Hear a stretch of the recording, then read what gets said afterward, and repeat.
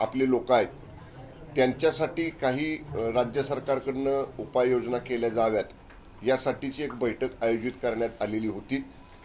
या बैठकीमध्ये विशेषतः 865 गावांमध्ये महात्मा फुले जन आरोग्य योजना आणि माननीय मुख्यमंत्री वैद्यकीय सहाय्यता योजना या दोन योजनांच्या माध्यमातून या 865 मराठी भाषिक गावातील लोकांना वैद्यकीय मदत ही तातडीने मिळावी, औषधोपचार व्हावेत आणि त्यासाठी लागणारं सर्व काही उपाययोजना ही महाराष्ट्र सरकारने तातडीने कराव्यात या बाबतीतली चर्चा झाली।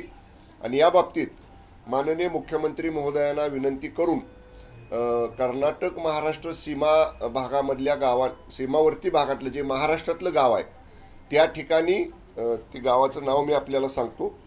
त्या ठिकाणी आपण एक समन्वयक अधिकारी या ठिकाणी आपण नेमण्याचा तहसीलदार दर्जाचा अधिकारी हा केवळ वैद्यकीय मदतीचे प्रस्ताव लवकर कसे येतील, आलेले वैद्यकीय मदतीचे प्रस्ताव तिथंच परिपूर्ण करून ते मुख्यमंत्री वैद्यकीय सहाय्यता कक्षाकडे किंवा महात्मा फुले जन आरोग्य योजना कक्षाकडे हे तातडीनं आपल्या तिथल्या समन्वयक अधिकाऱ्याकडनं पाठवून त्या 865 मराठी भाषिक गावातल्या लोकांना तातडीनं वैद्यकीय मदत या ठिकाणी देण्याचा निर्णय झाला। लवकरच माननीय मुख्यमंत्री महोदयांशी चर्चा करून माननीय महसूल मंत्री महोदयांशी चर्चा करून असा समन्वयक अधिकारी तहसीलदार दर्जाचा कोल्हापूर जिल्ह्यातला त्या सीमावर्ती भागातल्या नजीकच्या गावात स्वतंत्रपणे नेमणूक करण्यासंदर्भात माननीय मुख्यमंत्र्यांशी चर्चा करून आपण निर्णय घेऊ। नंबर 1, केंद्र सरकारनं पाठीमागच्या एक 4-5 महिन्यापूर्वी महाराष्ट्र राज्याचे मुख्यमंत्री आणि तत्कालीन कर्नाटकचे मुख्यमंत्री या दोघांचीही एक उच्चस्तरीय बैठक सीमावर्ती भागातला विषय हा समन्वयातनं चर्चेतनं सोडवण्यासाठी घेतलेली होती। त्या बैठकीमध्ये महाराष्ट्र राज्याचे 3 मंत्री आणि कर्नाटक राज्याचे 3 मंत्री यांची एक समन्वय समिती गठीत करण्याचा निर्णय झाला होता। दोन्ही राज्यांनी आपले आपले समन्वय मंत्री नेमले। महाराष्ट्र राज्यानं माननीय चंद्रकांतदादा पाटील, मी स्वतः आणि माननीय मंत्री महोदय केसरकर साहेब या तिघांची नियुक्ती तिथं केलेली आहे। आणि कर्नाटक सरकार तत्कालीन कर्नाटक सरकारनं सुद्धा त्यांचे त्यावेळी असणारे 3 मंत्री श्री गोविंद कराजोळा, श्री JC मधुस्वामी आणि शशिकला अण्णासाहेब झोले या 3 मंत्र्यांची नियुक्ती तत्कालीन कर्नाटक सरकारने केली होती। पण नंतर कर्नाटकमध्ये सरकार बदललेलं आहे तर त्यांनी आता केंद्र सरकारनं त्याला सांगावं लागणार आहे की तुमच्या सरकारमध्ये नवीन मंत्र्यांची नेमणूक या ठिकाणी करा। आणि मध्यंतरी असं प्रश्न उपस्थित झाला की समन्वय समितीची बैठक का झाली नाही। तर समन्वय समितीची बैठक ही 2 राज्यांनी मंत्री नेमल्यानंतर केंद्रानं कोणाला तरी एक कोऑर्डिनेटर म्हणून नेमलं पाहिजे, समन्वयक म्हणून नेमलं पाहिजे की जे अशा बैठका कॉल करतील। तर त्यासाठी सुद्धा माननीय मुख्यमंत्री महोदयांच्या सहीनं केंद्र सरकारला आम्ही एक पत्र या ठिकाणी देत आहोत। त्याचबरोबर तिथं मराठी भाषिक लोकांना कन्नड सक्ती केली जाते। तिथली जी कागदपत्र आहेत, सरकारी दस्तऐवज आहेत हे म्हणजे कन्नड भाषेमधूनच घ्यावेत अशा पद्धतीचं तिकडं त्या सरकारचा आग्रह राहतो। त्या बाबतीत महाराष्ट्र एकीकरण समितीच्या काही पदाधिकाऱ्यांनी न्यायालयामध्ये न्यायालयीन प्रक्रिया तिथं केलेली आहे। तर न्यायालयीन प्रक्रियेप्रमाणे जो काही निकाल तिथं अपेक्षित आहे त्या निकालानुसार जर न्यायालयानं सर्व भाषांमध्ये तो दस्तऐवज द्यावा असं जर त्या ठिकाणी निर्देश दिले असतील, कारण असे निर्देश दिलेत असं त्या बैठकीमध्ये मला आलेल्या बैठकीत चर्चेला आलेल्या महाराष्ट्र एकीकरण समितीच्या पदाधिकाऱ्यांनी सांगितलं। तर ते सुद्धा आम्ही तपासून घेऊ आणि तसं जर झालं असेल तर ते सुद्धा आम्ही कर्नाटक सरकारच्या निदर्शनाला आणू। एकूणच 865 मराठी भाषिक गावातल्या लोकांना या ठिकाणी राज्य सरकार जे त्यांना वैद्यकीय मदत असेल किंवा इतर अनुषंगिक काही मदत असेल ती करण्यासाठी आम्ही त्या 865 मराठी भाषिक लोकांच्या पाठीशी आहोत। त्यांना योग्य ते सगळं सहकार्य हे महाराष्ट्र सरकार करणार आहे। ओके, एक महत्त्वाचं आहे यामध्ये की म्हणजे कर्नाटकचे मुख्यमंत्री या सगळ्या मधल्या काळात विरोध करत होते, तिथे काही राजकीय प्रदर्शन सुद्धा या संदर्भात झाली आणि महाराष्ट्र सरकार त्यांच्या टेरिटरीमध्ये ढवळाढवळ करते हा प्रामुख्याने आरोप आहे। नाही, आता एक आहे, पूर्वीची परिस्थिती वेगळी होती। कर्नाटक सरकारनं सुद्धा हे समजून घेतलं पाहिजे की 2 राज्यांचे समन्वय मंत्री हे केंद्रानं नेमलेले आहेत. म्हणजे आमच्या राज्य सरकारकडनं नावं विचारून केंद्रानं ते समन्वय मंत्री नेमलेले आहेत. त्यामुळं ज्या मंत्र्यांना केंद्रानं 2 राज्याच्या समन्वयासाठी नेमलेलं आहे, तर महाराष्ट्रातल्या मंत्र्यांनी कर्नाटकात येऊ नये अशी जी भूमिका कर्नाटक सरकारची आहे ही केंद्राच्या धोरणाला, केंद्राच्या निर्णयाला बगल देणारी आहे. त्यामुळे या बाबतीत सुद्धा एक वेळ जेव्हा माझा स्वतःचा दौरा मी बेळगावला लावलेला होता, तेव्हा जेव्हा त्यांनी मला मनाई आदेश काढला, तेव्हा या बाबतीत आम्ही तीव्र नाराजी आमच्या राज्य सरकारच्या वतीनं केंद्राला कळवलेली आहे. अजून सुद्धा आता वैद्यकीय मदत याच्यासाठी जर आम्ही तिथं जात असू तर शेवटी कुठल्याही कायद्यापेक्षा कुठल्याही नियमापेक्षा लोकांचा जीव महत्वाचा आहे. जर एखाद्याला मुख्यमंत्री सहाय्यता वैद्यकीय मदतमधनं, महात्मा फुले जन आरोग्य योजनेमधनं जर एखाद्याला वैद्यकीय मदत मिळत असेल तर ती सुद्धा द्यायसाठी किंवा त्याचे सुद्धा पाठपुरावा करायसाठी मंत्र्यांनी येऊ नये अशी जर आडमुठी भूमिका राज्य सरकार घेत असेल तर या बाबतीत पुन्हा एकदा आमची तीव्र नाराजी केंद्राकडे आम्ही कळवू. ज्यावेळेस आपण आरोग्य व्यवस्थेचं म्हणताय, आरोग्य व्यवस्थेच्या संदर्भातच तिथल्या सीमावर्ती भागातील अनेक लोकांना आरोग्य व्यवस्थेची उपाययोजना करावी किंवा त्यांना आरोग्य व्यवस्था पुरवावी याकरता अनेक अधिकारी गेले होते सरकारमधले. तिथे त्यांना हाकलून लावलं, कारण का हा तुमचा भाग नाही आणि हे तुमचा एरिया नाही, त्यामुळे तुम्ही इकडून जावा असे देखील प्रकार घडल्याने अधिकाऱ्यांना खूप वाईट वागणूक दिली गेली. नाही, हे परत मी सांगतोय की ही विसंगती आहे. केंद्रानं ज्यासाठी समन्वय मंत्री नेमलेले आहेत त्यांना किंवा त्यांच्या प्रतिनिधीला अशा लोकशाही देशामध्ये कुणी कुणाच्या राज्यात येऊ नका अशा पद्धतीची भूमिका स्वीकारणं कर्नाटक सरकारची ही अत्यंत चुकीची आहे. त्यामुळं या बाबतीत आम्ही तर एकदा नाराजी व्यक्त केंद्र सरकारकडे केलेलीच आहे आणि अगदी आवश्यकता पडली तर आम्ही जे 3 मंत्री आहोत महाराष्ट्राचे समन्वयक मंत्री, आम्ही तिघही या बाबतीत केंद्रीय गृहमंत्री मान्य अमित शाह साहेबांना समक्ष भेटायसाठी सुद्धा दिल्लीला जाणार आहोत. तुम्ही तीव्र नाराजी व्यक्त करता किंवा आणखी आक्षेप नोंदवता, केंद्राकडे जाता, पण कर्नाटकचं सरकार जे आहे किंवा तिथले जे स्थानिक लोकनेते आहेत ते कशाला जुमानत नाही, ते त्यांना वाटेल तशाच पद्धतीने वागतात आणि मग महाराष्ट्र या सगळ्याच्या त्याच्यात बॅकफुटवर जातोय का किंवा महाराष्ट्राचा जो कणा आहे तो वाकला जातोय का असं वाटतंय? नाही, बघा 865 मराठी भाषिक गावातल्या लोकांसाठी कुठेही महाराष्ट्र सरकार कधीही बॅकफुटवर गेलेलं नाही. आपण हे बघा, आपण लोकशाही मानणारं राज्य आहोत. आपण व्यवस्थित कायद्याचं पालन करून हे प्रश्न सोडवायचा प्रयत्न करतोय.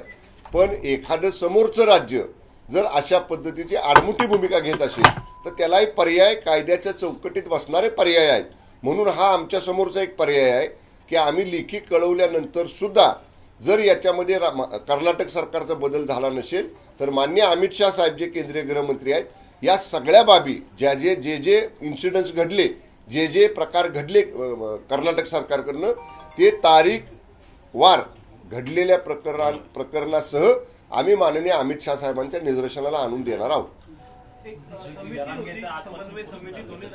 सांगितलं ना आत्ताच बोललो. सिंहगड किल्ल्यावरती आपण पाहतोय आता 10 दिवसांवरती शिवजयंती आहे आणि सिंहगड किल्ल्यावरती दारूच्या बाटल्या आढळून आलेल्या आहेत. एकूणच काय चाललेलं आहे नेमकं, कशा पद्धतीत पाहता याकडे? गड किल्ल्यांचं पावित्र्य राखण्याच्या अनुषंगानं प्रत्येक जिल्ह्यामध्ये आपण स्वतंत्र यंत्रणा उभी केलेली आहे. आता अनेक वेळा आपण बघतो माध्यमांमध्ये सुद्धा अशा पद्धतीनं पवित्र गडांवरती, किल्ल्यांवरती, गडकोटांवरती काही धिंगाणा करणारे असे काही वर्ग असतो जो जाऊन असं मद्यप्राशन करून नशापाणी करतात. त्यांच्यावर अनेक वेळा कठोर कारवाई केलेली आहे. आपण सिंहगडचा जो विषय सांगता या बाबतीत आजच जिल्हाधिकारी पुणे आणि जिल्हा पोलीस अधीक्षक पुणे यांना मी स्वतः सूचना देतो आणि या बाबतीत कठोर कारवाई नक्कीच केली जाईल. छगन भुजबळांना काल पुन्हा एकदा धमकी. नाही, हे महाराष्ट्र कर्नाटक विषय म्हणजे त्याच्यावरती काही प्रश्न असले तर ते अगोदर घ्या. मग येस, हिंदी में यस. महाराष्ट्र कर्नाटक जो सीमा प्रश्न है उसके बारे में जो 865 विलेजेस वहाँ के मराठी भाषिक लोगों के हैं उनके बारे में वहाँ के लोगों का एक डेलीगेशन जो महाराष्ट्र एकीकरण समिति है, जो मध्यवर्ती समिति उधर की है, उनके प्रतिनिधि का एक डेलीगेशन परसों के दिन मुझे मिलने यहाँ पे आया था. उनके साथ मेरी बैठक हुई और उस बैठक में जो 865 विलेजेस है वहाँ पर महात्मा फुले जन आरोग्य योजना जो महाराष्ट्र गवर्नमेंट की है और मुख्यमंत्री वैद्यकीय सहायता योजना जो महाराष्ट्र के माननीय मुख्यमंत्री के कार्यालय की है, उनके तरफ से जो लोग ये योजना में मेडिकल हेल्प के लिए एलिजिबल है उनके लिए मदद देने का निर्णय किया गया है। उनके बारे में पहले भी मदद हम लोग ने दी है, लेकिन अभी एक कोऑर्डिनेटर ऑफिसर तहसीलदार ग्रेड का महाराष्ट्र के जो बॉर्डर का गांव है वहां पर उसका कैंप हो इसके लिए हम माननीय मुख्यमंत्री महोदय से चर्चा करके जल्द ही माननीय रेवेन्यू मिनिस्टर साहब से चर्चा करके कोल्हापुर डिस्ट्रिक्ट के जिलाधिकारी को कह के वहां एक तहसीलदार ग्रेड का कोऑर्डिनेशन ऑफिसर हम लोग वहां पे नेमने का सोच रहे कि जो प्रस्ताव आएंगे मेडिकल हेल्प के लिए वो वही परिपूर्ण करेंगे और परिपूर्ण प्रस्ताव खाली सैंक्शन के लिए यहाँ मुंबई हेड ऑफिस में मुख्यमंत्री कार्यालय में या महात्मा फुले जन आरोग्य योजना के लिए वहां पर भेजेंगे। इसके ये करने के बाद मेडिकल हेल्प जल्दी मिलने की वहां पे मार्ग सुकर हो जाएगा। दूसरा, जो 3 मंत्री की समन्वय समिति गठित की है उसमें कर्नाटक सरकार में सरकार चेंज होने के वजह से वहां के मंत्री का दूसरे 3 मंत्री का नाम अभी के जो गवर्नमेंट उधर की है उन्होंने देना चाहिए। तो इसके बारे में भी हम लोग केंद्र सरकार को रिक्वेस्ट करेंगे कि आप उनसे उनका 3 लोगों का नाम लेके नए 3 लोग अगर उसमें आए तो फिर हमारे 3 मंत्री और उनके 3 मंत्री एक बार महाराष्ट्र राज्य में मीटिंग करेंगे, अगली बार उनके राज्य में मीटिंग करेंगे और 3 मंत्री सामने बैठ के जरूर इसके बारे में चर्चा करके डिस्कशन करके कोई समन्वयक मार्ग निकालने का हम लोग कोशिश करेंगे। सर, दूसरा इशू जानना चाहिए, जिस प्रकार से संजय राउत इसमें हालात है महाराष्ट्र की लॉ एंड ऑर्डर को लेकर, संजय राउत ने मांग की कि महाराष्ट्र के मुख्यमंत्री एकनाथ शिंदे पे मामला दर्ज करना चाहिए, साथ ही एसआईटी का गठित करना चाहिए। जिस प्रकार से लगातार दिन प्रतिदिन एक फोटो ट्वीट कर रहे हैं, वो फोटो ट्वीट करके बता रहे कि किस प्रकार से एकनाथ शिंदे का जो गैंगस्टर है, जो लोकल गुंडे, उनके साथ उनका संपर्क है। तो संजय राउत इस मांग को आप किस तरह से देख रहे हैं? अभी संजय राउत की मांग कोई भी सीरियसली नहीं लेता है। स्कूल में जाने वाला बच्चा भी संजय राउत के स्टेटमेंट को सीरियसली नहीं लेता है। उनके पास कोई एविडेंस नहीं है, उनके पास कुछ भी इंफॉर्मेशन नहीं है। खाली रोज सुबह उठ के किसी बड़े नेता के ऊपर ऐसा एलिगेशन लगाना ये उनकी हैबिट हो चुकी है। ऐसा देखिए, माननीय शिंदे साहब एक लोकप्रिय मुख्यमंत्री है। सुबह 10 बजे से रात को 11, 12, 1 बजे तक वो लोगों को मिलते हैं और वहाँ किसी को भी मिलने की रिस्ट्रिक्शंस नहीं है। कोई भी आ सकता है, आपकी फरियाद शिंदे साहब के सामने रख सकता है। ऐसे भीड़ में किसी के साथ कोई भी आता है और अगर वो मिलता है तो इसके लिए सीएम साहब को जिम्मेदार ठहराना ठीक नहीं है। संजय राउत जो कहता है इसकी कोई जरूरत नहीं दिख रही। सर, बात करें भारत रत्न की, जिस प्रकार से 5 बड़े नेताओं को, लालकृष्ण अडवाणी हो, नरसिम्हा राव, उनको भारत रत्न देने की बात हुई है। हालांकि वीर सावरकर और बाला साहब ठाकरे को लेकर मांग, क्या आपकी तरफ से मांग की जा रही कि दोनों जन को? देखिए, वीर सावरकर जी और वंदनीय शिवसेना प्रमुख श्रद्धेय बाला साहब ठाकरे साहब ये बहुत बड़े नेता है और उनके लिए भी ऐसा प्रस्ताव महाराष्ट्र गवर्नमेंट की तरफ से अगर हम लोग इसके पहले दिया है तो उसका हम लोग फॉलोअप करेंगे। अगर नहीं दिया है तो सीएम साहब के दोनों डीसीएम साहब से चर्चा करके इसके बारे में भी हम हमारा आग्रह केंद्र सरकार के सामने रखेंगे। सर, महाराष्ट्र के विपक्ष कह रहे हैं कि महाराष्ट्र में गुंडा राज शुरू है। सर, महाराष्ट्र के विपक्ष देसाई सर, महाराष्ट्र के जो विपक्ष है, कांग्रेस हो या एनसीपी हो, शिवसेना हो, लगातार कह रहे कि महाराष्ट्र में गुंडा राज शुरू है, बिहार से बदतर हालत हो गई महाराष्ट्र के। देखिए, ये जो 2-3 इंसिडेंट्स घटे हैं वो पर्सनल राइवलरी के इशू है। ऐसा कोई पॉलिटिकल इसको टर्न देने की जरूरत नहीं है और तीनों ही इंसिडेंट्स में इंक्वायरी गठित की गई है। अभी इंक्वायरी का रिपोर्ट आने तक वेट करना चाहिए। इसके पीछे कौन है, किसने करवाया है, इसके लिए जो भी इंक्वायरी हायर लेवल ऑफिसर्स की गठित की है, इंक्वायरी रिपोर्ट आने तक ऐसा कुछ बात करना ठीक नहीं। लेकिन लॉ एंड ऑर्डर मेंटेन करने के लिए हमारी होम मिनिस्ट्री पूरी कोशिश कर रही है और आपने देखा हाल ही में पूना में जो नए कमिश्नर आए उन्होंने जो हिस्ट्री सीटर सब गुंडे लोग हैं उनकी परेड करवाई है और उनको वहां से उनके ऊपर कड़क कार्रवाई करने का इशारा भी दिया है। सभी जिलों में ऐसे ही पुलिस को अलर्ट मोड पे रहने का आदेश माननीय डिप्टी सीएम और होम मिनिस्टर देवेंद्र फडणवीस साहब ने दिए हैं। सर, मराठीमध्ये एक दोन प्रश्न आहेत। विजय वडेट्टीवार जे विरोधी पक्ष नेते त्यांनी असा आरोप केलेला आहे की घोसाळकर यांच्या हत्येमागे सत्ताधारी पक्षाचा एक प्रवक्ता आहे, महिला किंवा पुरुष असेल, हे चौकशीमध्ये समोर येईल. चौकशी मी आता तेच हिंदीमध्ये सांगितलं. ऑलरेडी माननीय गृहमंत्री फडणवीस साहेबांनी ह्याची चौकशी लावलेली आहे. चौकशी अधिकारी त्यांना ज्यांना योग्य वाटेल त्यांना चौकशीला बोलवतील. काय CCTV फुटेज तपासायचे, काही कॉल रेकॉर्ड तपासायचे. आता आपण बघितलं नितेश राणे साहेबांनी काय सांगितलं, अमुक लोकांचे कॉल रेकॉर्ड काढा. हे सगळं आता जे स्टेटमेंट्स चॅनेलवर चाललेत हे पोलीस रेकॉर्डवरती आहेत ना. पोलीस सगळ्या अशा पद्धतीनं ज्या काही बातम्या येतात त्या सगळ्यांवर पोलिसांचं लक्ष असते. त्यामुळे हे बघा, सरकारचा मंत्री म्हणून एखाद्या प्रकरणाची चौकशी सुरू असताना त्याच्यामध्ये काही स्टेटमेंट मंत्र्यांनी करणं तरी योग्य नाही. आमचा पोलीस यंत्रणेवर पूर्ण विश्वास आहे. पोलीस यंत्रणा चौकशी करेल आणि चौकशीचा अहवाल आल्यानंतर मग गृह मंत्रालय ह्याच्यावर निर्णय घेईल. जरांगे पाटील असं म्हणतात की साल्हेरचा किल्ला उतरत असताना आमच्या गाड्यांवर पिकअप गाडी घालण्याचा प्रयत्न केला, अशा प्रकारे आमचा घातपात करण्याचा प्रयत्न असू शकतो. याला जोडून की जरांगे पाटील साहेब कधी म्हटले? आता म्हणाले की साल्हेरचा किल्ला उतरत असताना आमच्या गाड्यांवर पिकअप गाडी घालण्याचा प्रयत्न झाला. जरांगे पाटील साहेबांना आपण स्वतंत्र 2 हत्यारी जवान कायम संरक्षणासाठी दिलेले आहेत. आणि असं समजा काय प्रकार त्यांनी माध्यमांशी बोलण्यापेक्षा इतर अनेक कामांमध्ये त्यांचं आमचं बोलणं होत असतं. त्यांचे माझे अनेक वेळा त्यांचं अगदी ते आंदोलनाला बसले होते तेव्हा सुद्धा मी त्यांच्याशी बोलायचो. त्याच्यानंतर सुद्धा त्यांची चौकशी तब्येतीची विचारपूस करायला मी त्यांच्याशी बोलायचो. त्यांना असा जर काही संशय असेल तर त्यांनी जरूर मला सांगावं. या प्रकरणाची सुद्धा निश्चित चौकशी केली जाईल. मराठवाड्यात छाननी होत नाहीये किंवा प्रमाणपत्र हे केली जात नाहीये. त्याचबरोबर ती अनेक गोष्टी आहेत जे गुन्हे मागे घेण्यासंदर्भात त्या होत नसल्यामुळे पुन्हा एकदा त्यांनी आंदोलनाचा इशारा दिलेला आहे आजपासून. मला वाटतंय बघा, सगळा निर्णय झाला. सगळे सोयऱ्यांच्या बाबतीतला अध्यादेश निघाला. मला एक सांगा, याच्यामध्ये एक प्रक्रिया आहे. ऑर्डिनन्स निघाल्यानंतर 6 महिन्याच्या आत त्याचं कायद्यात रूपांतर असेंब्ली समोर ठेवून करावं लागते. आता 26 तारखेपासून असेंब्लीचं सेशन आहे. त्यामुळं ही प्रक्रिया सुरू आहे ना. तो ऑर्डिनन्स निघाल्यानंतर तो पब्लिक डॉमेनमध्ये गेल्यानंतर त्याच्यावर हरकती, लोकांचं काय म्हणणं हे सुद्धा येत असतं. त्यामुळं न्याय ही सगळी जी कायदेशीर प्रक्रिया आहे ती तर पूर्ण केली पाहिजे. नाही तर आज ऑर्डिनन्स काढला आणि उद्या लगेच कायदा केला, तो टिकला तर पाहिजे कोर्टामध्ये. उद्या जर समजा आपण असं काही गडबडीमध्ये निर्णय घेतला आणि समजा कोणी कोर्टात गेलं आणि कोर्टाने जर सरकारला विचारलं की तुम्ही सगळी प्रोसिजर, सगळ्या स्टेप्स, सगळी कायदेशीर बाबी का पूर्ण केल्या नाहीत, तर त्याला काय उत्तर देणार आपण? म्हणून कुठल्याही समाजाचा विषय सोडवत असताना तो कॉन्क्रीट असला पाहिजे, परिपूर्ण असला पाहिजे, कायद्याच्या चौकटीत बसणारा असला पाहिजे. ज्या तरतुदी फॉलो करणं गरजेचं आहे त्या सगळ्या तरतुदी फॉलो करून घेतला गेलेला असला पाहिजे. यामुळं जरांगे पाटील साहेबांनी आंदोलन करू नये.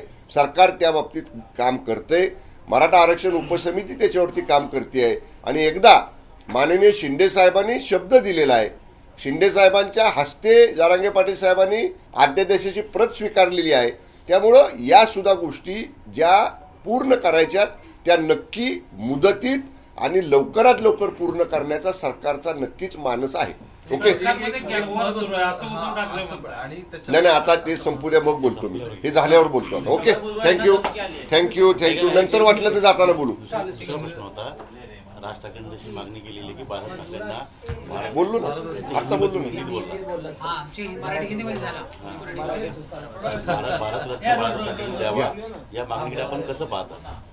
वंदनीय शिवसेना प्रमुख स्वर्गीय बाळासाहेब ठाकरे साहेब आणि स्वातंत्र्यवीर सावरकरजी हे श्रद्धेय नेतृत्वच आहेत.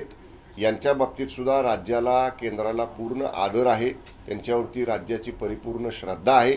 या बाबतीत त्यांना भारतरत्न या दोन्ही महान व्यक्तींना देण्यासंदर्भातला प्रस्ताव यापूर्वी जर राज्य सरकारकडनं केंद्राकडे दिला गेला असेल तर त्याचा सुद्धा आम्ही पाठपुरावा करू. आणि नव्यानं जर काही त्याचा प्रस्ताव द्यावा लागणार असेल तर माननीय मुख्यमंत्री महोदयांशी, दोन्ही उपमुख्यमंत्री महोदयांशी या बाबतीत चर्चा करून सरकार निश्चितपणानं त्याच्या बाबतीत गांभीर्यानं पुढची कार्यवाही करेल. Okay, thank you. राज ठाकरेंच्या मागणीकडे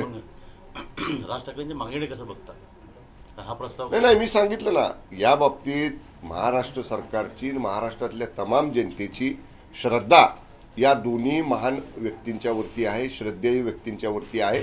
त्यांना अशा पद्धतीनं भारतरत्न पुरस्कार मिळवण्यासाठी जे जे प्रयत्न करावे लागतील ते प्रयत्न राज्यातल्या जनतेकडनं, राज्यातल्या सरकारकडनं, महायुतीच्या सरकारकडनं आम्ही निश्चितपणानं करू.